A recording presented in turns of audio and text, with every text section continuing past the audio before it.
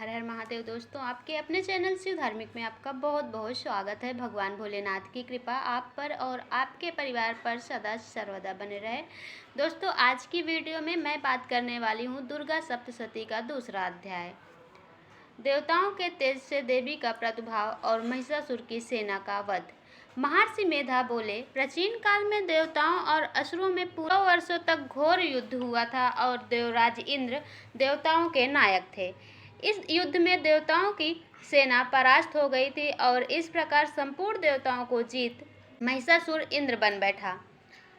युद्ध के पश्चात हारे हुए देवता प्रजापति श्री ब्रह्मा को साथ लेकर उस स्थान पर पहुँचे जहाँ पर कि शंकर भगवान विराजमान थे। देवताओं ने अपनी हार का सारा वृतांत भगवान श्री हरि विष्णु शंकर जी से कह सुनाया। वह कहने लगे, हे प्रभु, महिषासुर सूर्य, चंद्रमा, इंद्र, अग्निवायु, यम, वरुण तथा अन्य देवताओं के सब अधिकार छीन कर सबका अधिष्ठता स्वयं बन बैठा है।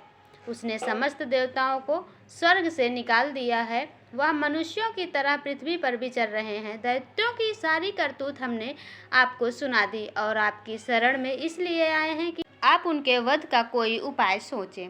देवताओं की बातें सुन भगवान श्री विष्णु और शंकर जी को दैत्यों पर बड़ा गुस्सा आया। उनकी भौहें तन गई और आंखें लाल हो गई।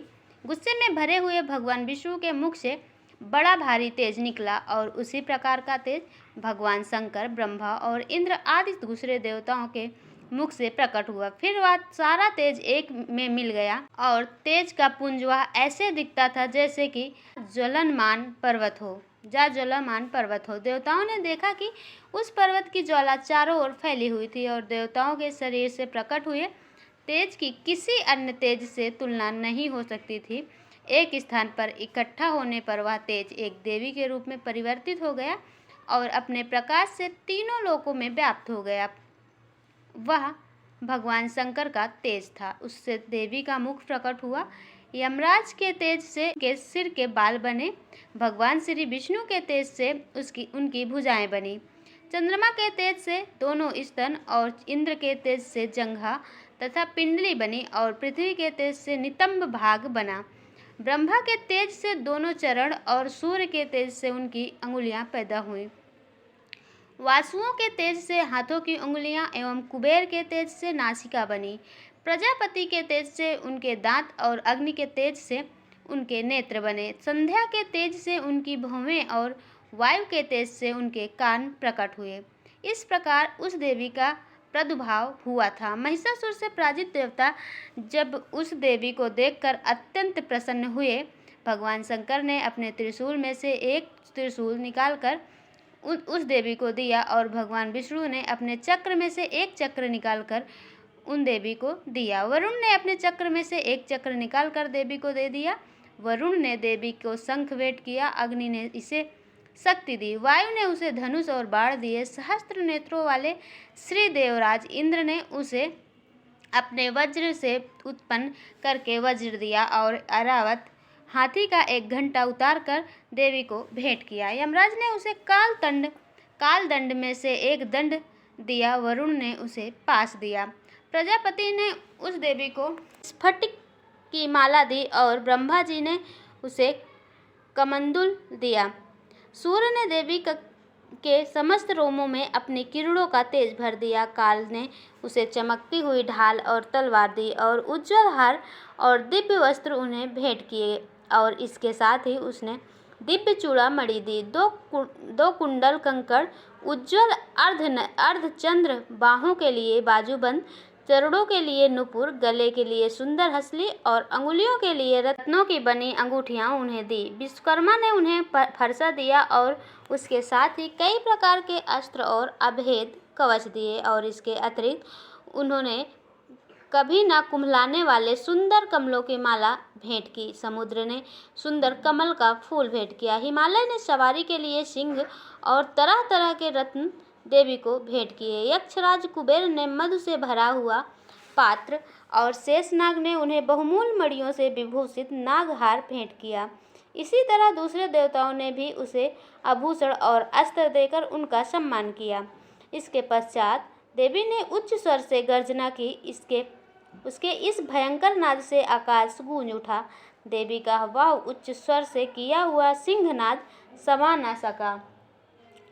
आकाश उनके सामने छोटा प्रतीत होने लगा। उससे बड़े जोर की प्रतिध्वनि हुई, जिससे समस्त विश्व में हलचल मच गई और समुद्र कांप उठे, पृथ्वी डोलने लगी और सब के सब पर्वत हिलने लगे।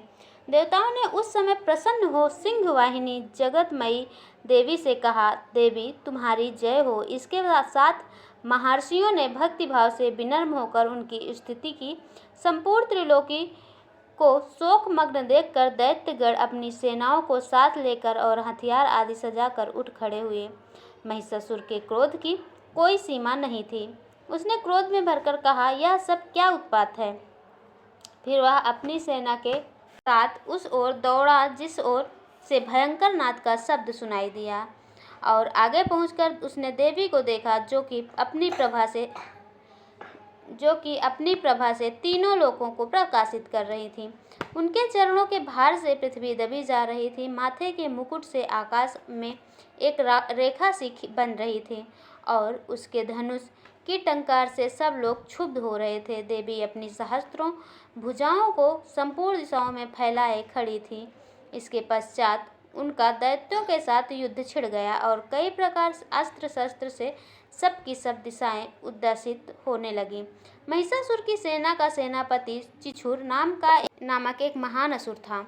वह आगे बढ़कर देवी के साथ युद्ध करने लगा और दूसरे दैत्यों की चतुर्गिड़ी सेना साथ लेकर चामर भी लड़ने लगा और 60,000 महारथियों को साथ लेकर उदग्ग नामक महादैत्य आकर युद्ध करने लगा। और महानु नामक असुर 1 करोड़ राशियों को लेकर असिल लोमा नामक असुर 5 करोड़ सैनिकों को साथ लेकर युद्ध करने लगा। वासल नामक असुर 60 लाख असुरों के साथ युद्ध सहित लड़ने को तैयार था। इन सब के अतिरिक्त और भी हजारों असुर हाथी और घोड़े साथ लेकर लड़ने लगे और सबके पश्चात महिषासुर करोड़ों रथों, हाथियों और घोड़ों सहित वहां आकर देवी के साथ लड़ने लगा।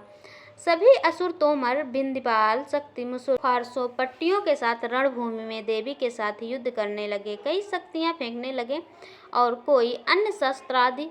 इसके पश्चात सब के सब दैत्य अपनी अपनी तलवारें हाथों में लेकर देवी की ओर दौड़े और उसे मार डालने का उद्योग करने लगे। मगर देवी ने क्रोध में भरकर खेल ही खेल में उनके सब अस्त्रों शस्त्रों को काट दिया।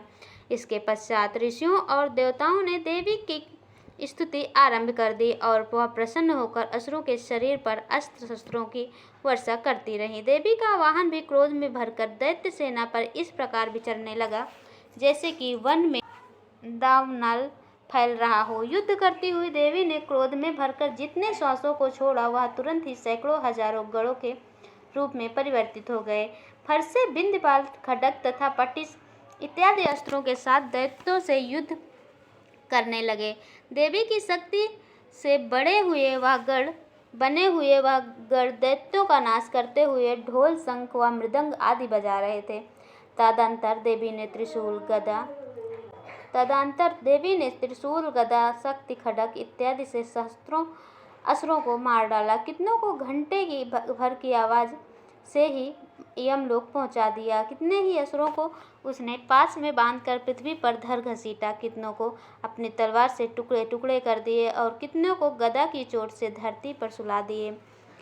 कई दैत्य मूसल की मार से घायल होकर रक्त वामन करने लगे और कई शूल से छाती फट जाने के कारण पृथ्वी पर लेट गए और कितनों के बाढ़ की कमर टूट गई।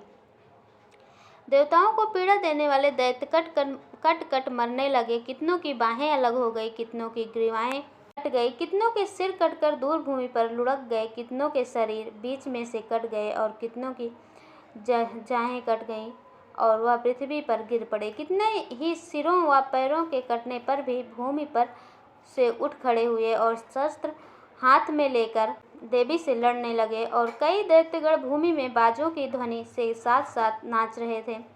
कई असुर जिनके सिर कट चुके थे बिना सिर के धड़ से ही हाथ में शस्त्र लिए हुए लड़ रहे थे। दैत्य रह रहकर ठहरो ठहरो कहते हुए देवी को युद्ध के लिए ललकार रहे थे। जहाँ यह घोर संग्राम हुआ था वहाँ की भूमि रथ, हाथी, घोड़े और असुरों की लाशें से भर गई थी और असुर सेना के बीच में रक्तपात होने के कारण रुधिर की नदियां बह रही थीं और इस तरह देवी ने असुरों की विशाल सेना का क्षण भर में इस तरह से नष्ट कर डाला जैसे तृणकाष्ठ के बड़े समूह को अग्नि नष्ट कर डालती है।